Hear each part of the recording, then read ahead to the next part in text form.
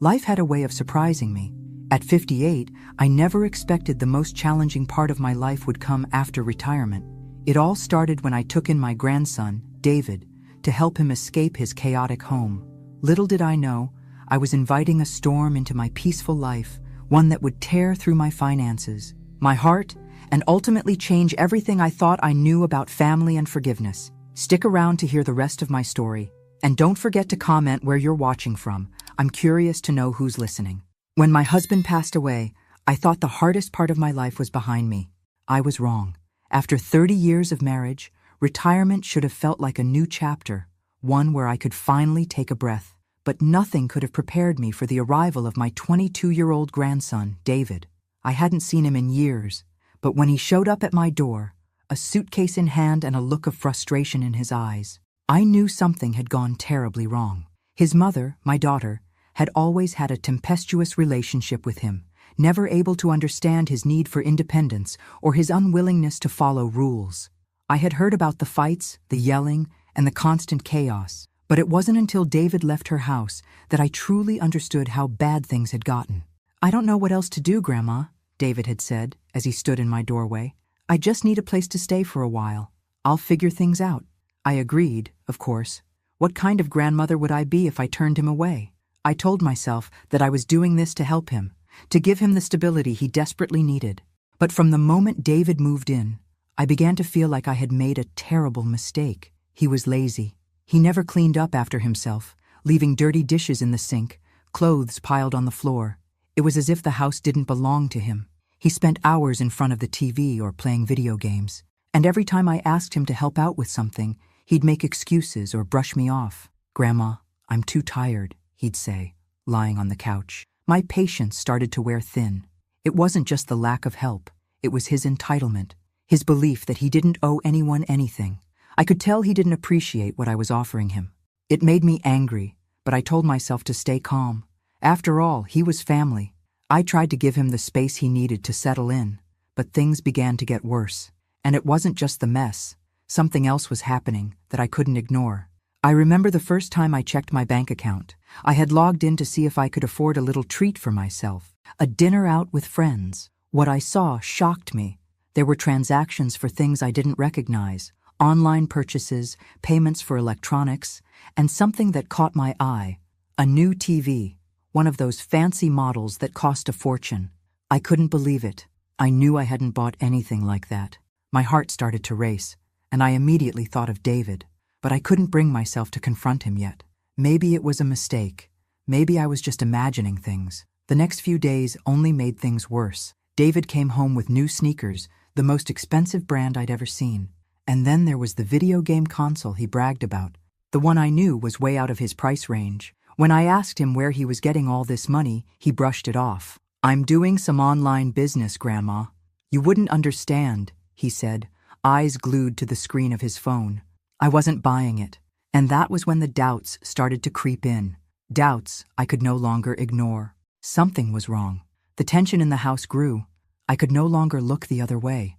There was no way David could afford all this, especially considering he wasn't working and spent most of his time gaming. It was at that point I decided to start looking more closely at my finances. I checked every transaction, and that's when I saw it. Multiple purchases, thousands of dollars spent on things I never agreed to. It didn't take me long to realize the truth. David was using my credit card. I confronted him that evening. He was lounging on the couch, playing a game as if nothing was wrong. The anger I'd been suppressing finally boiled over. "David," I said, my voice shaking with emotion, "where is all this money coming from?" He looked up, his expression unreadable. "What money, Grandma?" "The money you've been spending on all this crap," I snapped. "This is my money, David. My retirement savings. What the hell do you think you're doing?" He didn't even flinch. Instead, he casually leaned back, his eyes avoiding mine. "You're gonna die soon anyway, Grandma. Why do you need all that money? I'm just having a little fun while I can." I felt my heart shatter. "You think I'm just gonna die soon?" The words cut deeper than anything he'd ever said to me before. I wanted to scream, to grab him by the shoulders and shake him, but instead I stood there frozen. I couldn't believe my own flesh and blood had done this to me. For days, I couldn't stop thinking about what he'd said. How had my own grandson become this person? How had he come to believe he could take advantage of me so easily? But then, I realized something. I was done being the victim.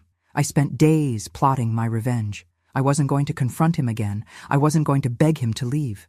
Instead, I decided to show him just how much damage he had caused, and I would do it in a way that he'd never forget.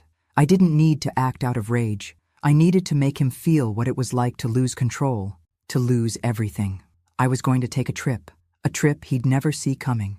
It wasn't until a week after my confrontation with David that the weight of everything truly began to sink in. I kept telling myself that I was overreacting, that maybe I was just too sensitive. After all, he was my grandson.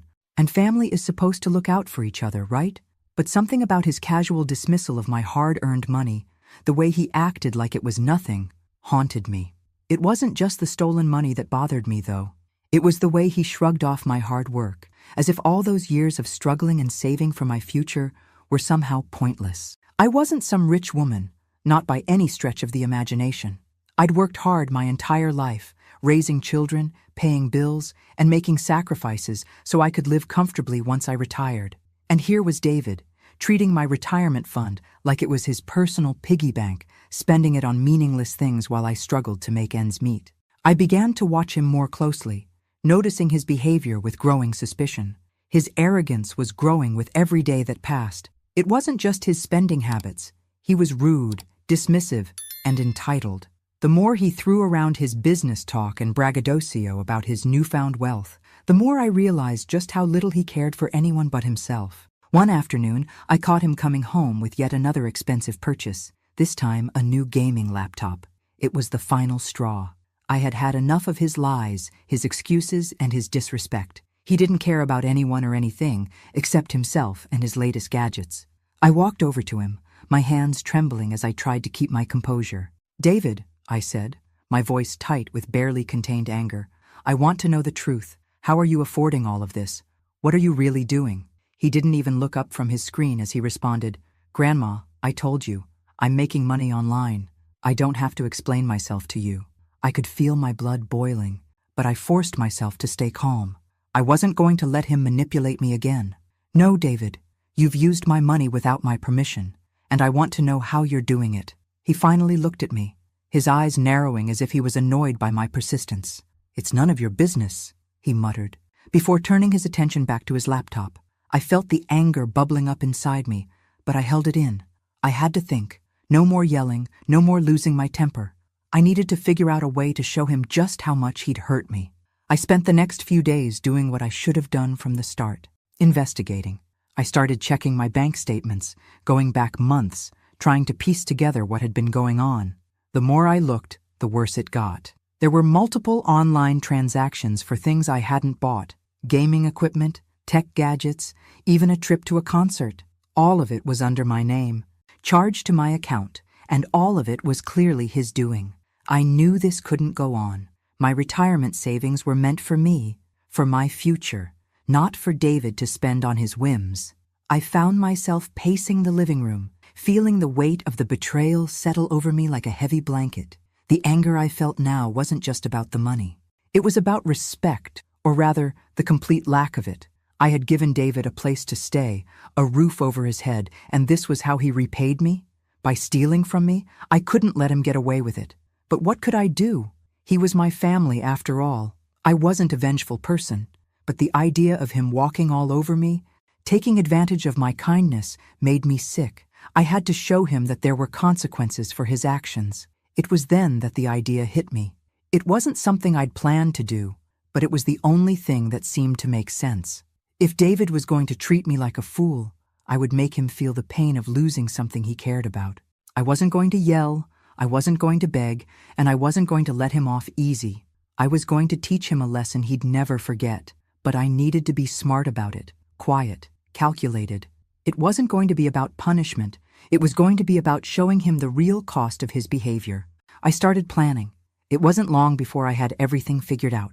I would take the one thing he cared about most, his money, and make him understand exactly what it felt like to lose control. I began to plan a trip, my dream vacation. The one thing I had never allowed myself to take before. I would go to a place I'd always dreamed of visiting, but had never had the chance to. And I would use David's credit card to pay for it all. Every last cent. I knew this would send him into a tailspin. The thought of him losing control of something he thought was his, just like he'd made me feel with my own money, filled me with a sense of quiet satisfaction. I wasn't going to just spend the money recklessly. Though, no, this would be calculated. Every penny would go toward giving me a taste of the life I deserved, without him interfering. He'd made me feel small, insignificant, and taken advantage of. It was time for him to realize what that felt like. The morning I booked the flight, I felt a thrill of satisfaction. This wasn't just a trip, it was my revenge. The power was in my hands now, not his. I knew David would be furious when he found out, but I wasn't going to be around to hear it. I was going to disappear for a while, leave him with nothing but his own mess to clean up. And when I came back, he'd understand just what he had lost. It didn't take long for my plan to come together. But even as I made my arrangements, a part of me still wondered if this was the right thing to do. Was I really ready to take things this far? But then, I'd remember what David had said to me that day, how he casually dismissed my hard work, how he took what wasn't his, and how he mocked me when I confronted him. I was done being the victim. I spent the next few days planning everything meticulously.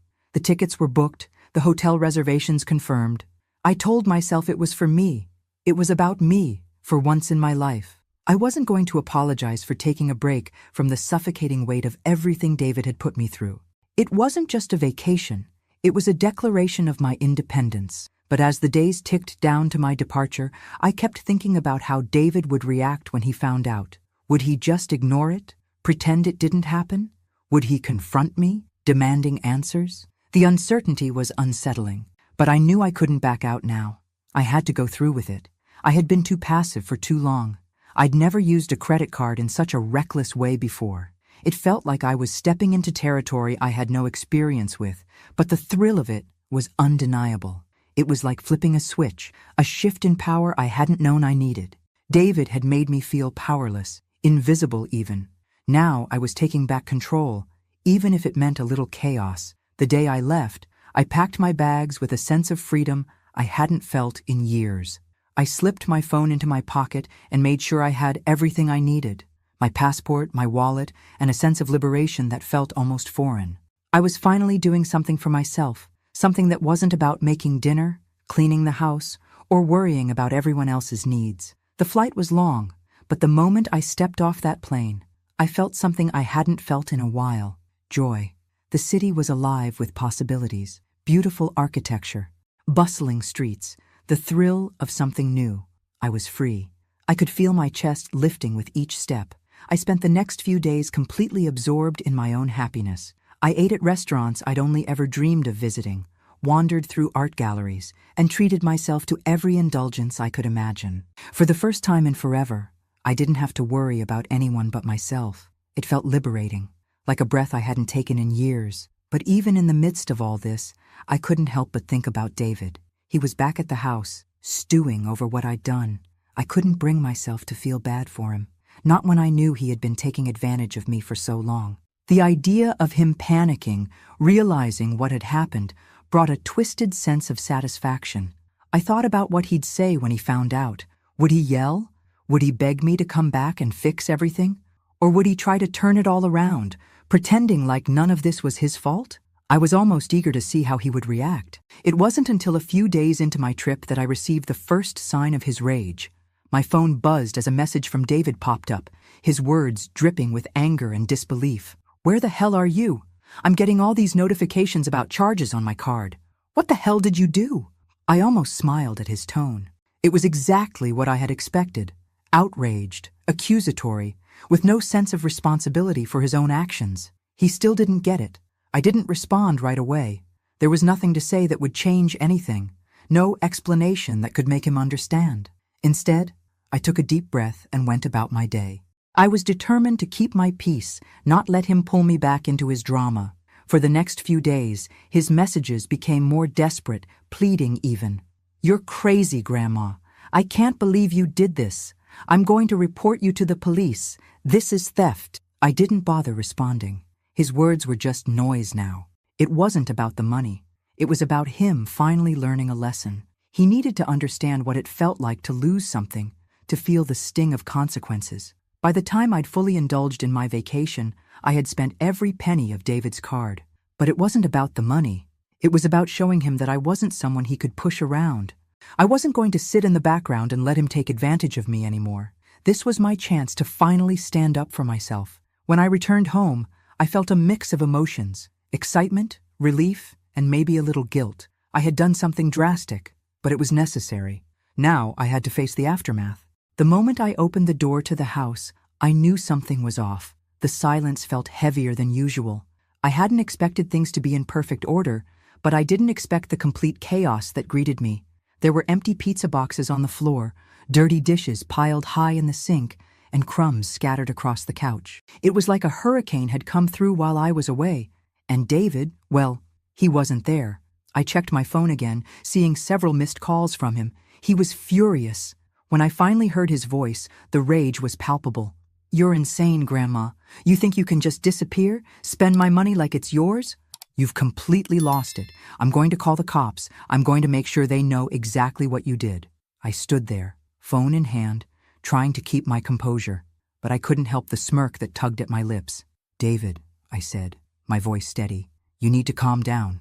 It's just a little trip, just a small way of teaching you a lesson. After all, I'm sure you learned something, didn't you?" As I hung up the phone, I realized just how far things had spiraled. What had started as a simple plan to show David that there were consequences for his actions had now become something much larger. Something I hadn't fully prepared for. I wasn't just dealing with the money, I was dealing with the emotional wreckage of a relationship I didn't know how to fix.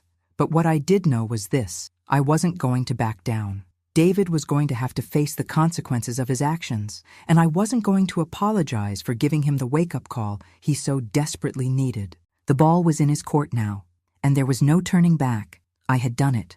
I had taken the trip I dreamed of, used David's money, and in doing so, felt a wave of power and freedom I hadn't experienced in years. But when I returned, the full weight of my actions began to settle on me. I wasn't sure how far I was willing to go in this battle with my own flesh and blood. The thought of what David would do when he found out gnawed at me, but I convinced myself it was worth it. He needed to understand the real consequences of his behavior. What I hadn't anticipated was the sheer rage that would consume him once he realized what had happened. When I walked into the house, the mess was exactly what I'd expected, only worse. Pizza boxes, dirty laundry, wrappers, and cans strewn across the floor. The house was in disarray, but worse than the mess was the silence, an unsettling, oppressive silence that only made the whole thing worse. David wasn't there. I checked the kitchen, checked the living room, but he was nowhere to be found. I wasn't sure whether to feel relieved or anxious, but I knew that when he found out what I'd done, everything would explode, and explode it did. The first message I received from him was a fury-laden text. "What the hell did you do, Grandma? I'm seeing all these charges on my card. Where the hell are you? What did you spend my money on?" I knew the storm was coming. The part of me that had enjoyed my vacation now felt the sting of anticipation. I didn't even bother responding at first. I wasn't going to give him the satisfaction of seeing me react to his tantrum. I had done this for me, and I wasn't about to let him turn the tables on me. Minutes later, my phone rang. I didn't answer. Instead, I let it ring out. It was his voicemail. I figured he'd get the message eventually. An hour later, I received another message. "You're a crazy bitch, Grandma. I'm reporting you. You've stolen from me, and I'll make sure you pay for this." The arrogance in his words nearly sent me into a rage. Who did he think he was? He was the one who had crossed every line first. He was the one who had taken my money, used my credit card, and spent it recklessly. And now he was trying to twist this into something I'd done? I stood there, phone in hand, gripping it tighter with each passing second. The urge to call him back, to put him in his place, was almost too much to bear. But I stopped myself. I knew what I had to do next. Later that evening, when the house was quiet and the reality of my absence settled in, I got another call. This time, I answered. "Martha," his voice crackled through the speaker, thick with anger. "You have no idea what you've done. You think I'm just going to let this slide? You've gone way too far." The words stung, but I held my ground. "I haven't gone far enough, David," I said, my voice as steady as I could make it. "You think you can walk all over me?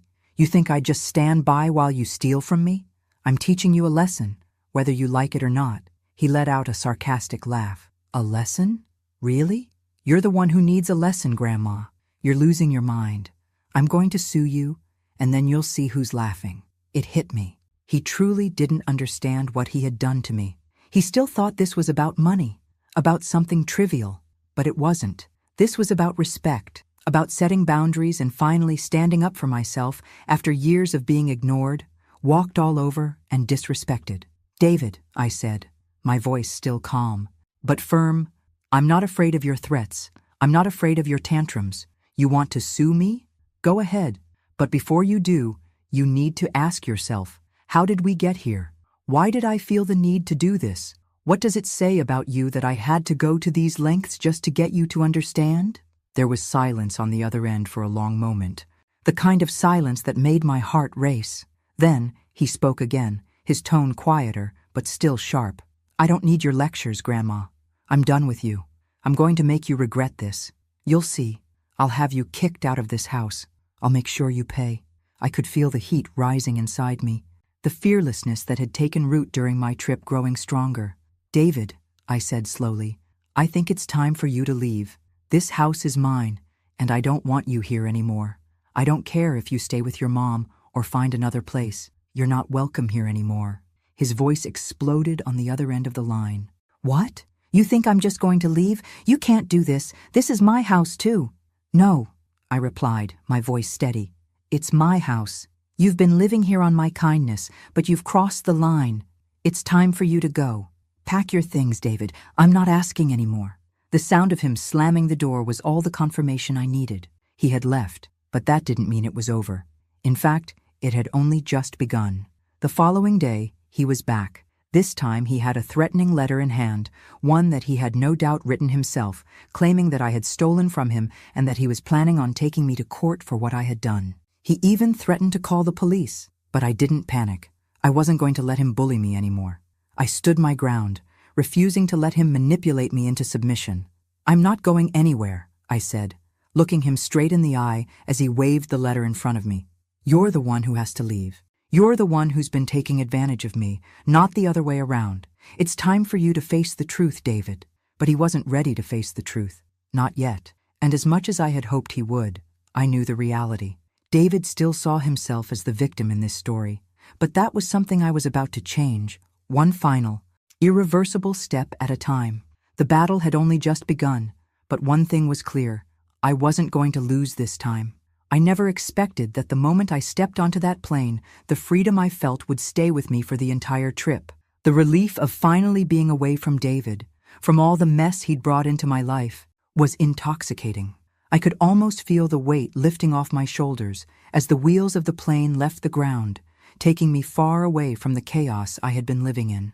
It was just me now, in a world where I was in control.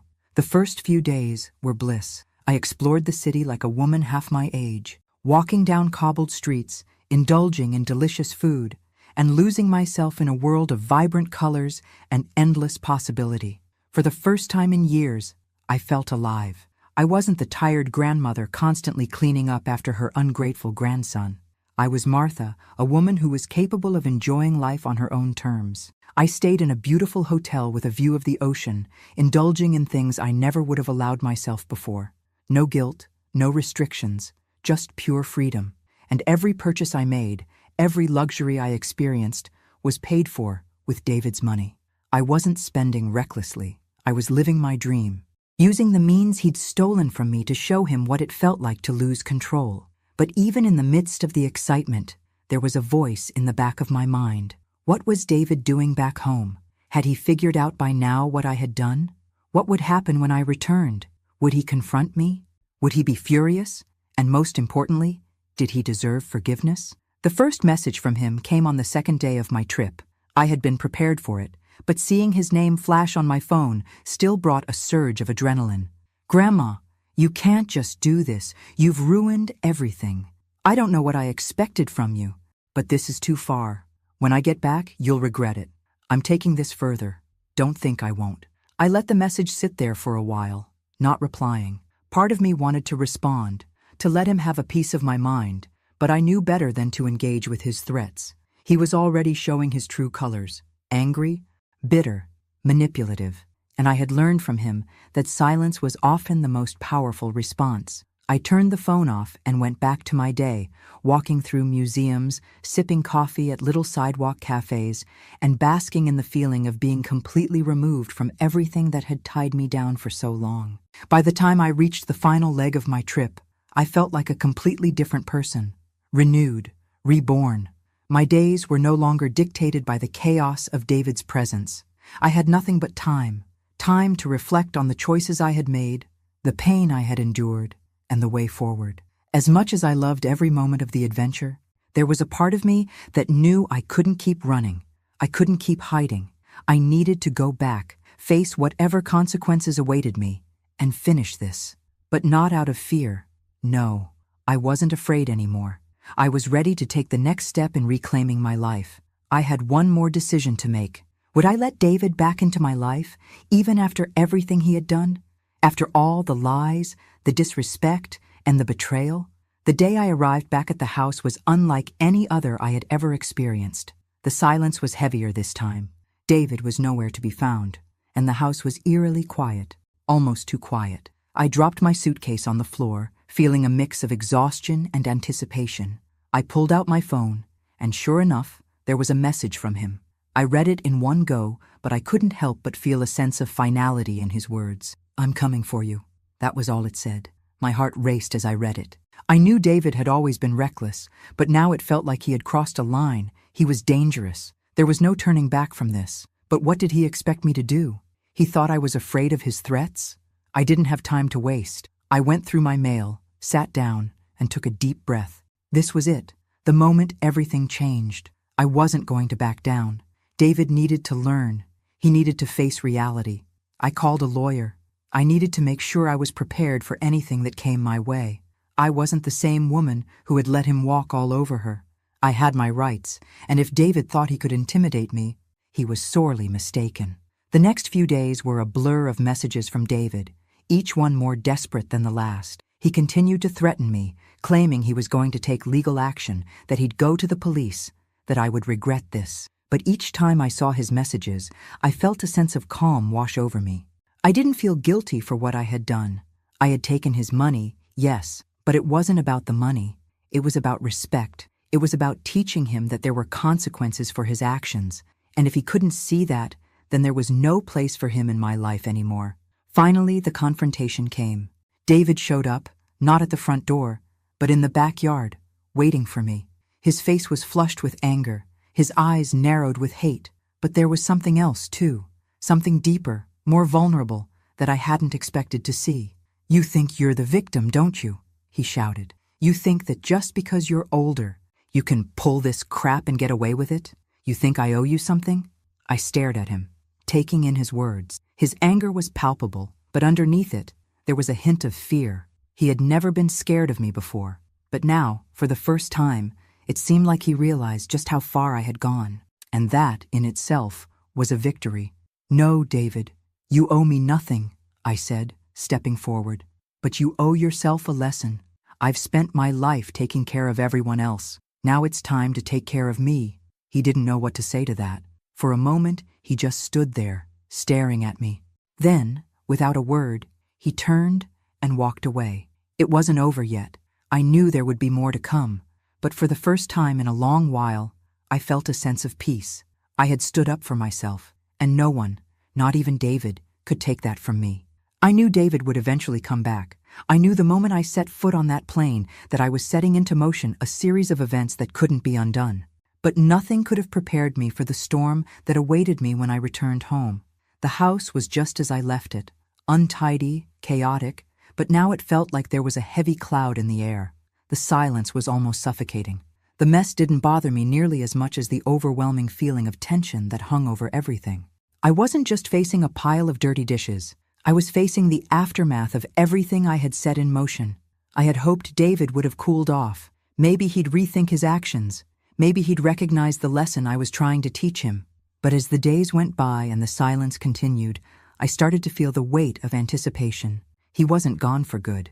He was going to make his presence felt one way or another. The moment I checked my phone, I saw a missed call from him, then another, and another. He'd been trying to get in touch with me. I felt a pit form in my stomach, but I didn't panic. I was ready for whatever he had to throw at me. I called him back. "Grandma, I don't know what the hell you think you're doing." His voice was low, barely contained, and dripping with contempt. "But you're going to regret this. I'm taking everything from you. I'm going to make sure you pay for what you've done." There was a coldness in his voice, a tone I hadn't heard before. He sounded like a stranger, like the kid I had raised was nowhere to be found anymore. He was angry, no doubt about that, but there was something more, fear. And I realized then that what I had done wasn't just a wake-up call for him. It had shaken him to his core. "I'm not the one who needs to pay, David," I said, my voice steady. "It's you. You've spent years taking advantage of me. I gave you a home. I gave you a chance. And this is how you repay me? By taking what isn't yours? By stealing from me?" There was a long pause on the other end, and I could feel his frustration growing. "You don't know what you've done," he muttered. "You've destroyed everything. I trusted you, and you took what didn't belong to you," I replied, calmly but firmly. "What did you expect? I'm not your doormat, David. I'm not going to let you walk all over me anymore." He didn't answer right away, but when he finally spoke, it was with a venomous tone. "This isn't over, Grandma. You'll see. I'm going to make sure you lose everything." The days that followed were filled with messages from David. Each one was more desperate, more enraged than the last. He threatened me with everything he could think of: lawsuits, calling the police, telling everyone I was a criminal. But none of it fazed me. I had finally seen through him. He was just like his mother, always quick to shift the blame, never taking responsibility for his own actions. And I was done. But it wasn't just the threats that scared me, it was what came next. David showed up. I was sitting in the living room, trying to unwind after a long day, when I heard the front door open. It wasn't a casual knock or a phone call. This was different. This was him forcing his way in. Before I even had time to react, I heard him yelling from the hallway, "Martha, you have no idea what you've done!"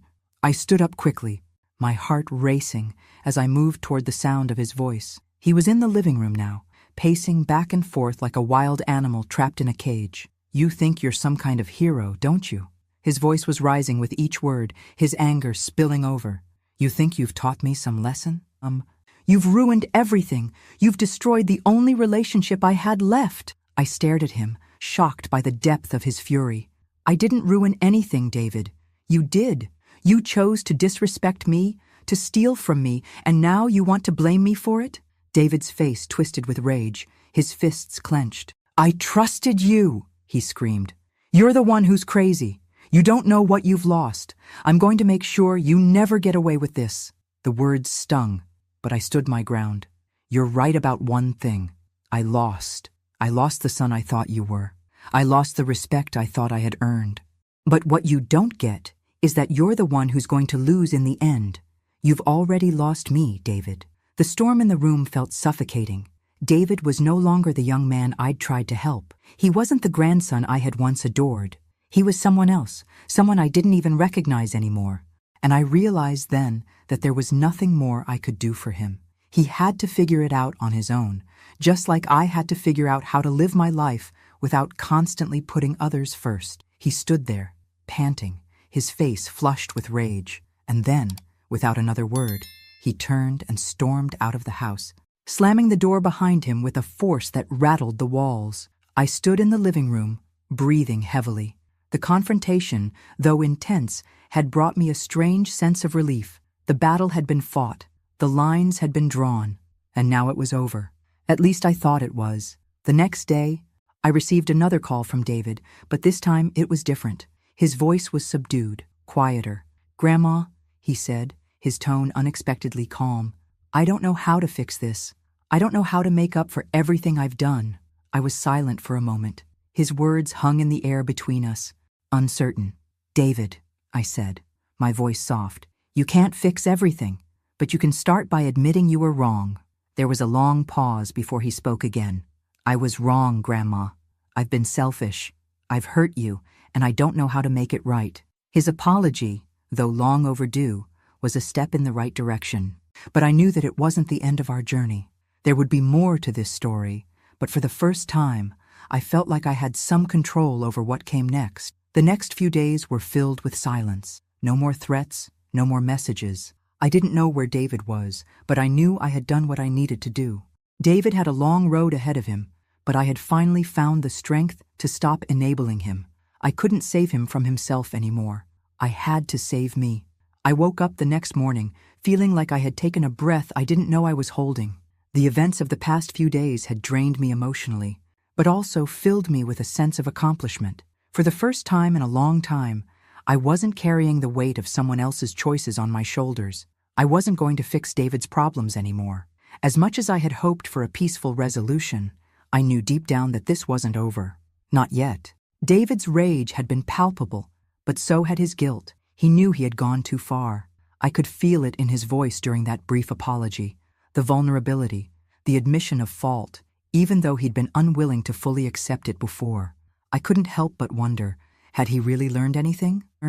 Or was this just another cycle of empty promises and unkept resolutions? I had spent years hoping he would grow into the man I always wanted him to be, but I had to face the painful truth. He wasn't that man yet. Days turned into weeks, and the silence between us grew heavier. I didn't hear from David. Not a call, not a message. I had to admit to myself that a part of me feared he was gone for good, that my actions had pushed him over the edge beyond repair. I couldn't tell if that thought relieved me or devastated me. But then, late one night, just as I was about to turn in, my phone buzzed on the kitchen table. I froze for a moment before I picked it up. It was a message from David. "I'm at the door. I need to talk to you." I stood still, staring at the screen. What now? I took a deep breath and set the phone down. For a long moment, I thought about ignoring him. I had made my peace with the idea that we might never speak again. But then, I realized I had to face him. Not because he deserved it, but because I needed to face him. It was time to stop running from this.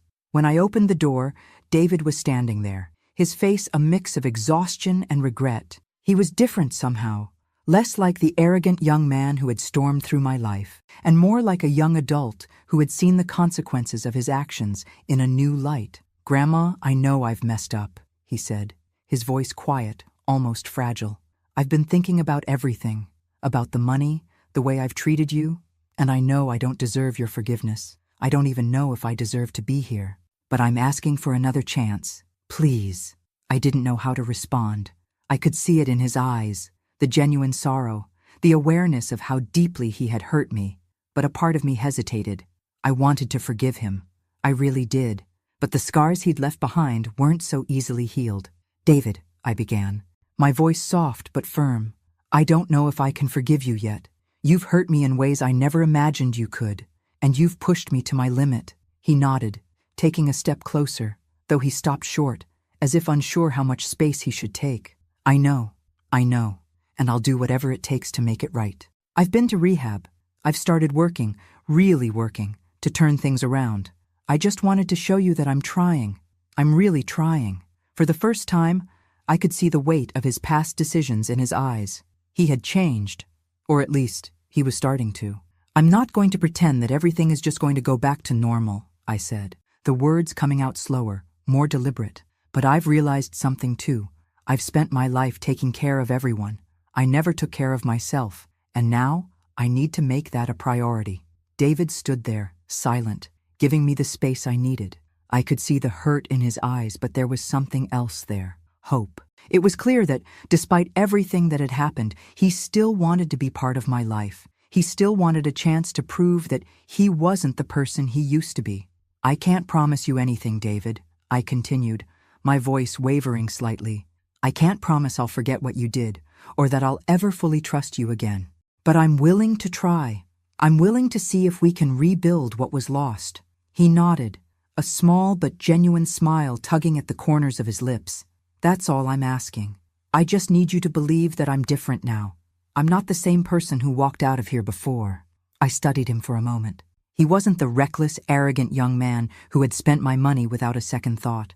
There was something in him now, something like regret, something like a desire to make things right. I wasn't sure if that was enough, but it was a start. "All right," I said finally, opening the door wider. "Come in.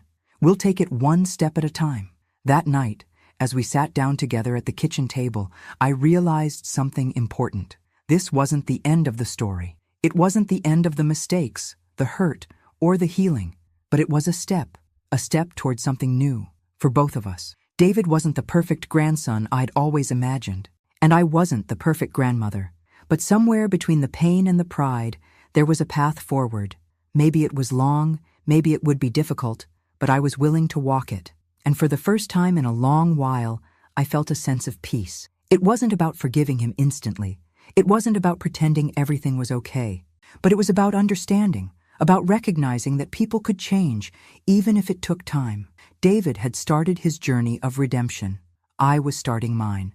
And this time, we would do it on our own terms. The following weeks were tense, but not as explosive as I had expected. David had moved back in. Though he spent most of his time out of the house, working hard to keep himself busy, he was trying, really trying, to show me that he was different. He cleaned up after himself without me asking, cooked meals for the both of us, and started saving up his own money rather than relying on mine. The subtle shift in our dynamic was palpable. It wasn't that everything was perfect or even close to it, but there was progress, a small but significant change, and I felt it, deep down. For the first time in a long while, I didn't feel like I was carrying him. I wasn't his crutch anymore. David and I had long conversations late at night, the kind of conversations I had avoided having for years. We talked about the past, about his mistakes, about my own regrets, and I realized that, just like him, I had my own issues to work through. For so many years, I had ignored my own needs, my own desires, always putting everyone else first. I had spent my life taking care of my children, my family, my friends, and in the process, I had forgotten what it was like to take care of myself. I had allowed David to take advantage of me because, in a way, I had let him. I wasn't just the victim in this story. I had played a part in the dynamic we had created. I think David's realization of his own shortcomings came in bits and pieces. One evening, after a long shift at work, he sat down next to me at the kitchen table, his hands folded in front of him. He looked at me for a long time, almost like he was studying me. "Grandma," he started, his voice hesitant, "I don't know if you'll ever really understand how sorry I am for what I did. I've thought about it every single day since I left. I was so selfish, so immature. I thought I was invincible. But you were right. I was just running away from everything. And you, well, you were always there, trying to make everything better for everyone else, including me." I met his gaze, feeling a mix of emotions swirl inside me. Sadness for what he had been through, but also a certain pride. This was the David I had hoped to see, the one who finally understood the damage he had caused. He wasn't there yet, but he was trying. "I know, David," I replied, my voice gentle but firm. "And I appreciate that, but we both have a long road ahead. It's not just about saying the right words. It's about proving it every day. You've hurt me, and I can't just forget that. I need you to show me that you're willing to work hard to rebuild what we've lost. It's going to take time." His face softened, and for the first time, I saw a glimmer of hope in his eyes, a hint of the person he could become. "I will," he promised. "I'll prove it to you. I won't let you down again." A few days later, I was sitting on the porch, enjoying a rare moment of peace, when David came outside with a small package in his hand. I looked up at him, curious. "What's this?" I asked, a little surprised by his sudden appearance. "I know it's not much," he said, handing me the package with a shy smile. "But I thought maybe it could be a start, a way to show you I'm trying to make things right." I took the package from him, unwrapping it slowly. Inside, I found a beautiful necklace, delicate and simple, with a small pendant shaped like a heart. It was understated, but it felt meaningful in its simplicity. "David," I started, my voice catching slightly. I wasn't sure what to say. It wasn't the gift that mattered. It was the gesture, the thought behind it. "I know it's not much, but I just wanted you to know that I'm thinking about how I can show you that I'm changing," he said, looking down at his hands. "I'll keep showing up, I promise." I smiled softly, a tear escaping from my eye before I could stop it. "You've already shown me more than you know." The days went by in a quiet rhythm, the kind of peace I hadn't had in years. David continued to work hard, both at his job and at rebuilding his relationship with me. We spent time together in the evenings, sometimes talking about everything and nothing. He helped me around the house, offering to cook dinner or take care of the yard work. We didn't talk much about the past anymore, but I could feel the shift between us, the slow mending of our broken bond. Still, there were moments of doubt, moments when I wondered if it would all unravel again. But then I'd remember the apology, the change in him, the small acts of care and respect, and I began to trust again, slowly but surely. A month later, we sat together at the kitchen table having dinner. The silence between us wasn't uncomfortable, it was peaceful. For the first time in a long while, I felt like family again, like we were starting to rebuild something real. David looked at me, his eyes softer now, and he said, "I know I'm not perfect, Grandma, and I know I have a lot to prove, but I want you to know, I'll never stop trying." I took a deep breath and smiled. "I'm proud of you, David. For the first time in a long time, I'm proud." That evening, as the sun set outside, I realized something important. We had both been broken by our actions, David by his mistakes, and me by my inability to put myself first. But in facing those mistakes, we had both learned that redemption wasn't about perfection. It was about the willingness to change, to show up for the people who matter, and to keep trying. David had started down that path, and so had I. And for the first time, I felt the weight of the past lift off my shoulders. We weren't perfect, but we were trying. And that, for me, was enough. In that moment, I realized something else, something I hadn't fully understood before. My journey wasn't about forgiving David or forgetting the hurt he had caused. It was about letting go of the bitterness, the anger, the years of frustration. I was finally freeing myself from the chains I had put around my own heart. The future wasn't certain, and there were still many challenges ahead, but for the first time, I felt like I was truly living again. And that was the start of our new beginning. It's strange how life works. You spend so many years thinking you know exactly how things will unfold, only to realize that everything changes when you least expect it.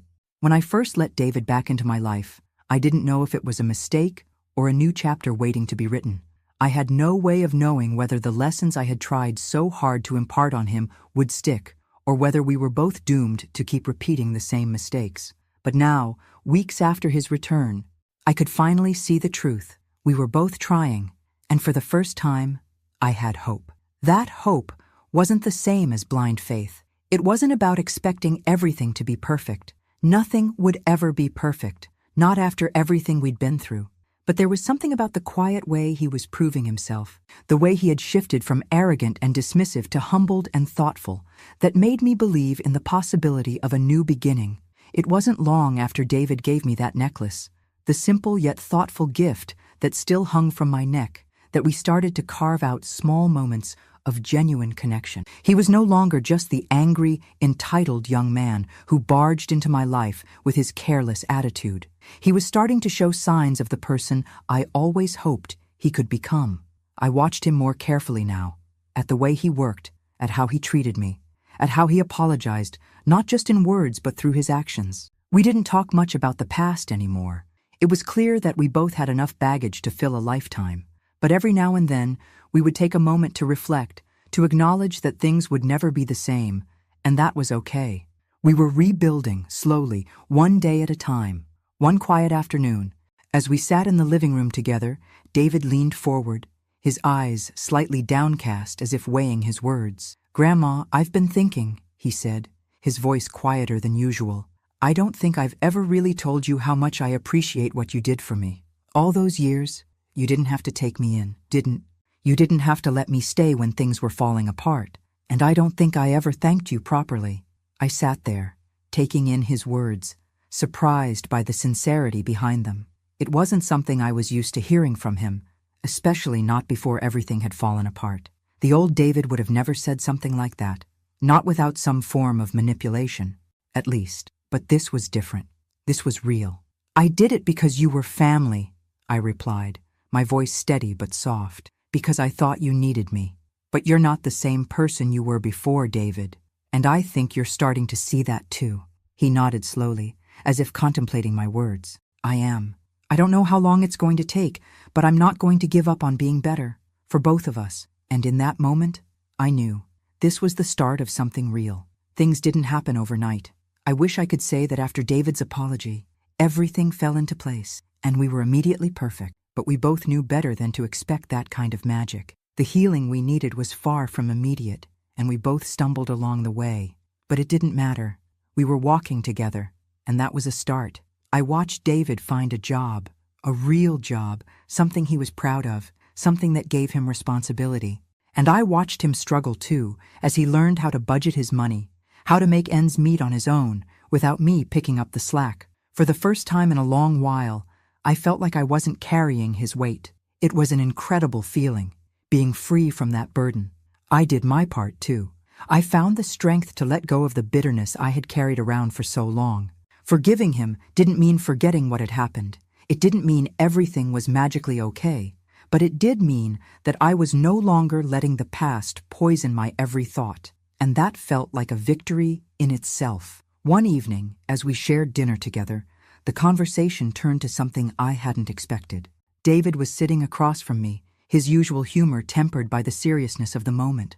"You know," he said, his voice uncharacteristically soft, "I don't think I ever really understood what it meant to be part of a family until now. I've spent so much of my life running from everything, my mom, my mistakes, and even you. But being here, with you, it's different now." His words struck me in a way I wasn't prepared for.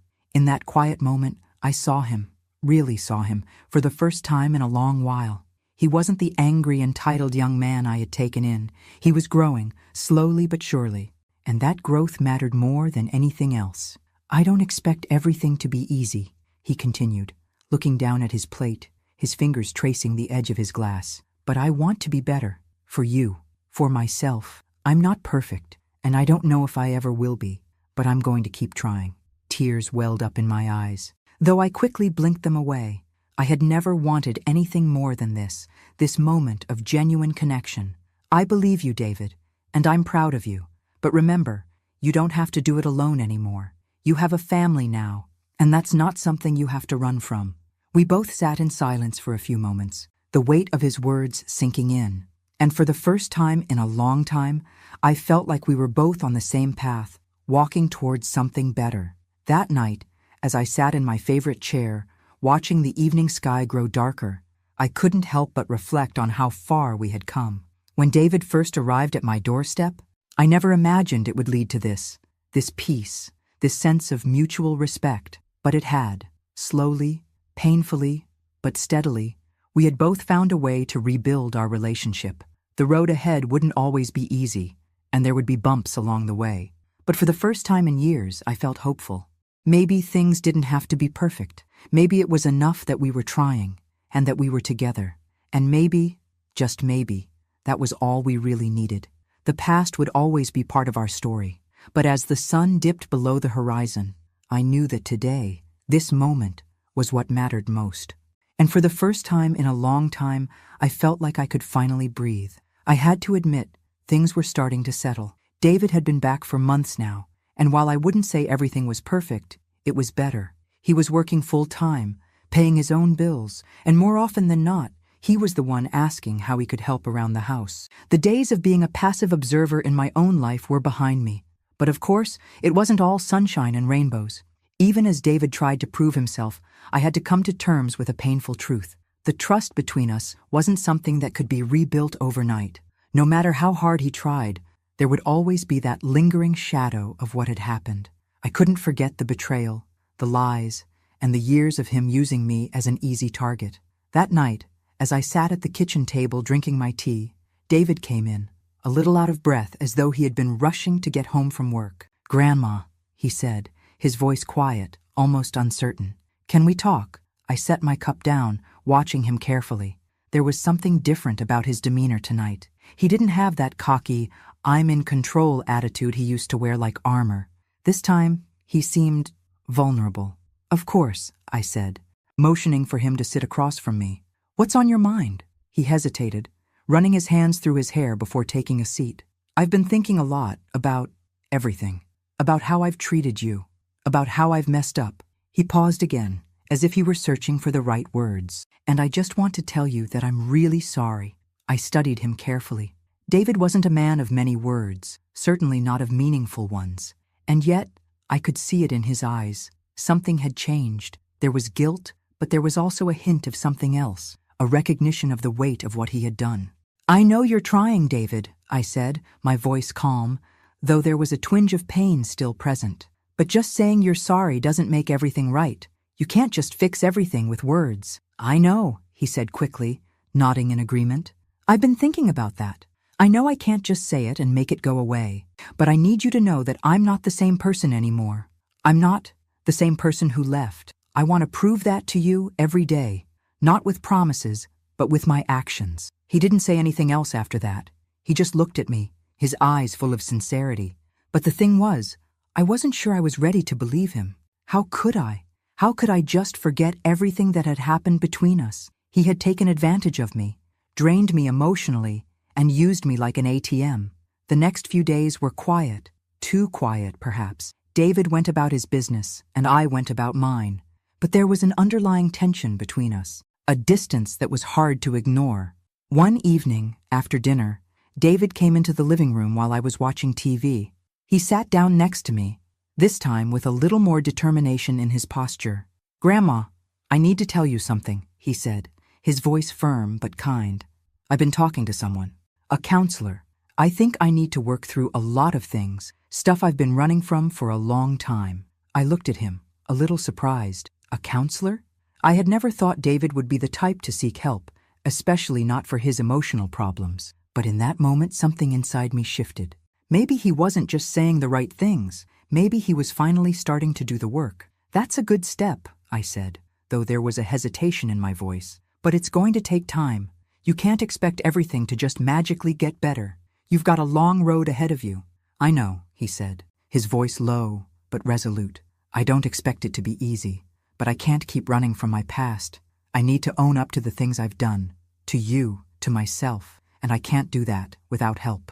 There it was again, the sincerity in his voice. Could it be real?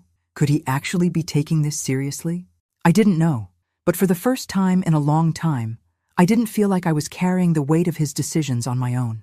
The weight was now shared between the two of us, and maybe that was enough for now. Weeks went by, and David continued his work with the counselor. He didn't talk much about it, but I could tell that he was changing, slowly but surely. He was less defensive, less quick to blame others, especially me. He seemed to be opening up in ways I hadn't seen before. One evening, as we sat at the kitchen table, he said something that struck me. "Grandma," he began, his voice steady, "I think I'm ready to start paying back what I owe, not just to you, but to myself. I've been given so many chances, and I've thrown them away. But I think now I can start doing things the right way. I want to make up for the things I've done." I sat there in silence for a moment, letting his words sink in. I could hear the sincerity in his voice, the change in his tone, but still, I wasn't sure I was ready to fully trust him again. "Not yet." "I'm glad to hear that, David," I said softly. "But words are one thing. Actions are what matter now." That night, as I lay in bed, I thought about how far we had come. It had been a difficult journey, and I still didn't know where it would take us. But for the first time in a long time, I felt like maybe, just maybe, David could finally start to make things right. The truth was, I had no idea what the future held. But I did know this. He had to prove himself, and so did I. We were both on a journey of change, and whether we were ready or not, the future was waiting for us to take the next step. And for once, I wasn't afraid to take it. As the days passed, the cracks in our relationship began to heal, not through dramatic gestures, but through small actions. David, little by little, showed up for me in ways that mattered, and slowly, I found myself believing in him again. Trust wasn't something that could be restored overnight, but it was something we could build together. We were learning to forgive, not just each other, but ourselves. And maybe, just maybe, that was the most important lesson of all. It's strange, isn't it? How sometimes life can feel like it's on a straight path for so long, and then in an instant, everything changes. I'd spent years sacrificing my own happiness for the sake of others. First my children, and then David. But as time went on, I realized how exhausting that was, how the weight of that responsibility had slowly crushed me. In a way, it was David's mistakes and my own reaction to them that finally broke me free. I'd spent so much of my life thinking that being a good person meant endlessly giving, even when it meant sacrificing my own well-being. But through everything with David, I learned a painful truth. Sometimes you have to stop giving. You can't just pour yourself into someone else and expect them to change. People have to change on their own terms. And, just as importantly, you have to let go of what's holding you back, even if it's family. David had started the hard work of changing, but so had I. The days passed with more quiet understanding between us. David continued his counseling, and I continued to let him prove himself. He no longer asked for money. He didn't demand favors. He had started to find his own footing, and for the first time, I saw a glimpse of the person I had always hoped he could become. But there were moments, small moments, that would remind me of everything that had come before. It wasn't about forgetting the past. It was about accepting that we both had to heal in our own time. I couldn't rush forgiveness. I couldn't force trust. One afternoon, David came home from work, looking more worn than usual. I could tell something was bothering him. "Grandma," he said quietly, sitting at the kitchen table, I'm struggling with this whole thing. I want to do better. I want to be better. But there are times when I just feel like I don't deserve to be here. Like I'm not worthy of you." I looked at him, watching the vulnerability spill out. This wasn't the brash, defensive young man who had walked into my life years ago. This was someone who had been humbled by the consequences of his actions and was now fighting to redeem himself. "David," I began, trying to keep my voice steady. "It's okay to feel like that. You've been through a lot, but you don't have to be perfect. You just have to keep showing up. That's all any of us can do." He nodded, the weight of what I had said settling in. "I know," he whispered, "and I want to. I want to prove that I'm worth the chance you've given me." In that moment, I realized how much we both had left to learn. He had a long road ahead, and so did I. But for the first time in a long time, we were walking those roads together, side by side. The months went by, and things continued to improve, slowly but steadily. There were bumps in the road, yes. I'd be lying if I said everything was smooth. Trust is hard to rebuild. It doesn't happen overnight. But with every passing day, David showed me that he was committed to change. And with every passing day, I started to let go of the anger and resentment that had weighed me down for so long. One evening, as I sat in the living room with David, we were just quietly watching TV. It felt like a normal night, but it was more than that. It was a sign that we had finally found a new rhythm. We didn't have to talk about the past anymore. We were simply existing in this space, together. "You know," David said softly, breaking the comfortable silence, "I think I understand now. What you meant about taking care of yourself. It's not just about making sure everyone else is okay. It's about being okay yourself first. I didn't get that before. I thought I was supposed to fix everyone around me, but I was never fixing myself." I looked over at him, the weight of his words sinking in. He was right. He had never understood that the key to helping others was first being whole yourself. It wasn't something I had fully understood until now, either. "I think I understand it too," I replied, my voice thick with emotion.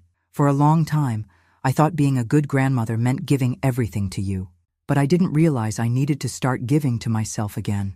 That night, as I lay in bed, I realized how much we had both changed. There was still work to be done, and the road ahead wouldn't be easy, but we had taken the first steps in the right direction, and that meant something. I had spent so much of my life clinging to the idea of what family should be, always sacrificing, always giving, and never asking for anything in return. But now, I realized that family wasn't about sacrificing yourself for others. It was about being there for each other, about lifting each other up, and about recognizing that sometimes the greatest gift you can give is not your time or money, but your trust and your respect. I had learned to trust myself again, and David had learned to trust me. That in itself was enough. Months later, things continued to improve. David had started to build a future for himself. He was getting back on track with his finances, finding stability in his career, and even making plans for the future. I watched him with a sense of pride, knowing that this wasn't the same person who had walked into my life all those years ago. He was someone different, someone better, and I was different too. I wasn't the same woman who had spent years feeling burdened, frustrated, and disrespected. I had learned to put myself first. I had learned to let go of the past and to forgive, not just David, but myself as well. One afternoon, as I was tending to the garden, David came outside and handed me a small box. I looked at him curiously. unsure what it was. "I've been saving up," he said, his voice low but full of meaning. "I know I can't change everything with one gesture, but I want you to know I appreciate you, everything you've done, everything you've taught me." I opened the box slowly, and inside was a small, elegant bracelet, simple but beautiful. "David," I began, my voice catching in my throat. "This is too much." He smiled gently, his eyes full of sincerity. "It's not too much, Grandma. You've given me more than anyone ever has. I just wanted to show you I'm grateful for everything." I didn't know what to say. I had no words. I had spent so long fighting with him, hating him, wishing he could be someone different. But here, in this small, quiet moment, I realized that the person he had become, the person he was still becoming, was enough. And that was all I had ever needed. And so we moved forward, slowly, but with purpose. The past would always be part of our story, but it didn't define us. We did. And in the end, that was enough. It's been a while now, and I find myself reflecting on everything that has happened, how far David and I have come, how much we've both grown. If someone had told me all those months ago that things would eventually settle into something resembling peace, I wouldn't have believed them. After all, the damage had been done, the betrayal, the anger, the years of frustration. How could I ever imagine that it could turn into something new? But here we are. I'm sitting on the front porch as the sun sets, the warm evening air swirling around me, and I can't help but think about the path we've walked. David and I have come a long way. We no longer talk about the past in the same way. We don't need to anymore. The lessons we've learned aren't just words we say to each other now. They've become the foundation of our lives. We no longer carry around the same resentments, the same bitterness. And while I know there are still moments of doubt, moments when I wonder if this is all just temporary, if one day he'll slip back into old habits, I also know this: he's trying, and so am I. David had been doing well. He kept working at his job, putting in the hours, saving up, and making small steps toward being financially independent. For the first time in a long time, he was responsible, and it wasn't just about money. It was about the small changes, the way he'd go out of his way to help me around the house without me asking, the way he'd sit down and talk to me after dinner, not just about the things that were difficult, but about his hopes, his fears.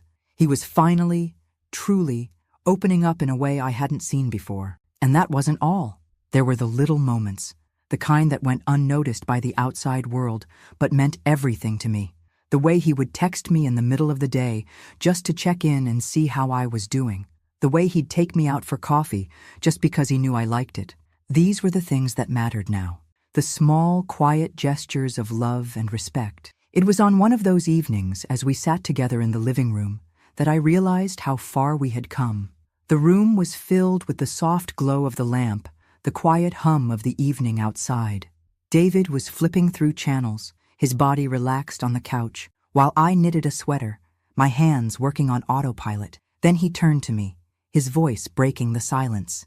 "Grandma," he said, his tone thoughtful, "I've been thinking about everything, about what you've taught me, about what you've given me. And I don't think I've ever really said this, but thank you for not giving up on me, even when I didn't deserve it."